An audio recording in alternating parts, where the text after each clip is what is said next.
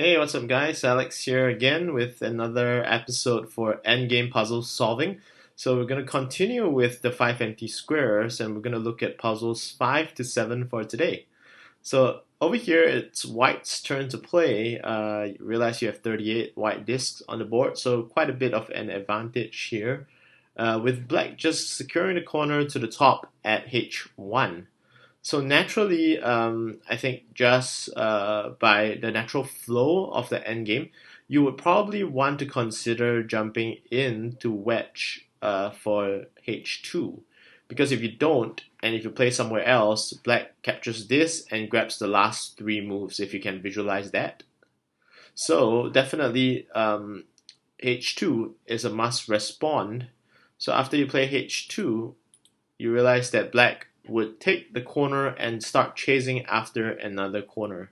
So over here, the concern is that, again, by rule of elimination, if you were to play to the left, any of these moves would result in black capturing the last two moves, if you can visualize that.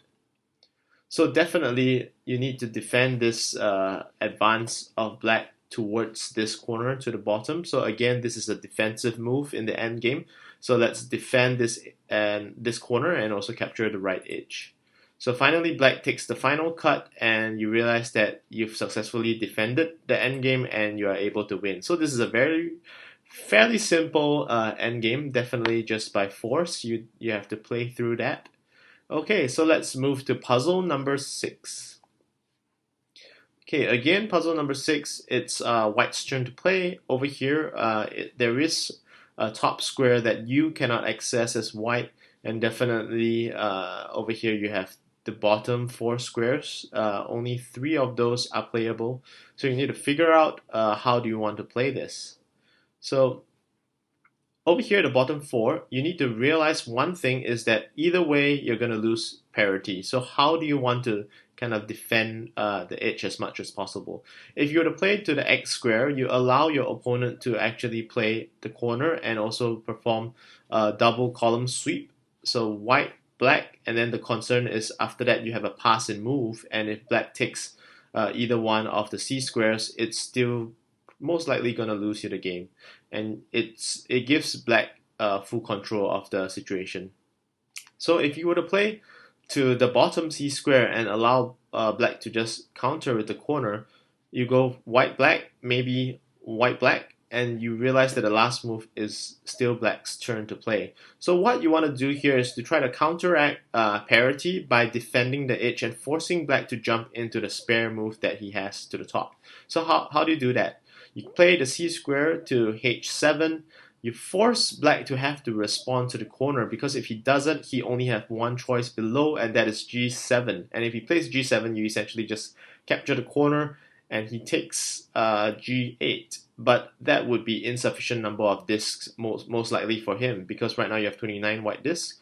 30, 31, 32, 33, 34, 35, minus 1, that's 34. Add another 4, that will give you 38, minus 1, 37, minus another 1, 36. You would have definitely enough discs to win the game. So over here, if you were to play H7, you force black to respond to the corner, and then instead of wanting to get swindled by playing G7, you probably want to play to G8 in order to force a move either way, regardless of where black plays. So white, black, white, or white, black, white. Either way, you're guaranteed parity. So white takes G8, black takes the corner. Finally, you can defend your discs by playing the last move to G7, and you retain parity, and you just kind of scrape by a win with 34 discs to 30.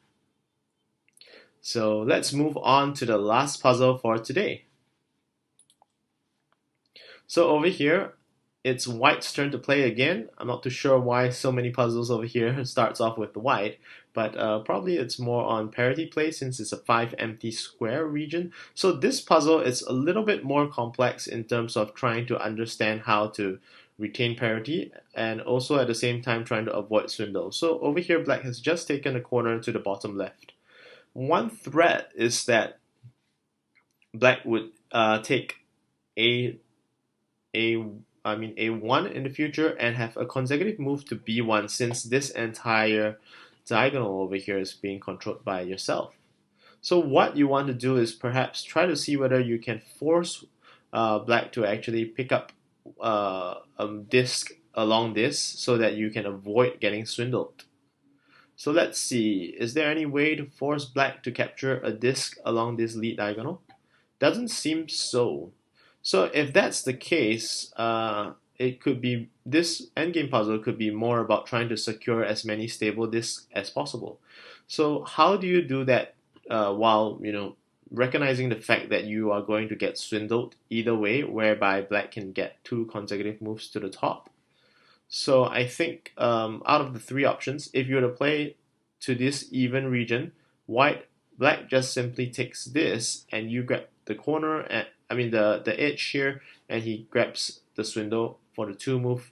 I don't think that would be enough. Let's do a quick count. Intuitively, it wouldn't work. And of course, similarly, if you were to take this move over here, and black takes the edge, and you grab this, and he grabs the swindle plus the second move, that doesn't seem enough as well. But let's count it out. White 31 plus 5 plus the move that you played, that's 37. You lose 5 discs when black wraps around here, 32. So white black 32. White takes 7 discs, so that gives you 39. But black takes 1 move over here, grabs 1 disc, that leaves you with 38. And finally, when black takes this move, let's see, white black, and finally black grabs this move, flipping 1, 2, 3, 4, 5, 6, 7, 8 discs. So you're left with 30. So that's definitely insufficient for yourself. And if you were to go for the straightforward sequence for white over here, 31 plus 5, 36. And if black takes the edge over here, defends the edge, 36 minus 2, that gives you 34. And if you grab this move, the only move that you have here, 34, 35, 36, 37, 38, 39, and 40, 41, 42, 42.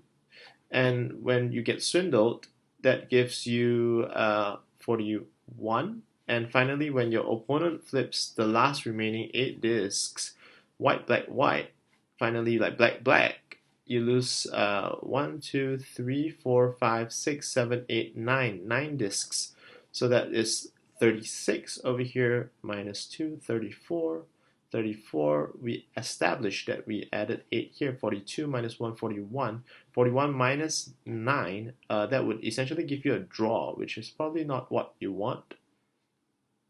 So definitely the other option here is to count out this sequence, 31 plus 5, that's 36. He can't play this move because if he plays this move, essentially he allows you to form a solid edge to the top, and he doesn't get this row. A solid inner edge on the B column, white, black, white. So white, black is the natural sequence.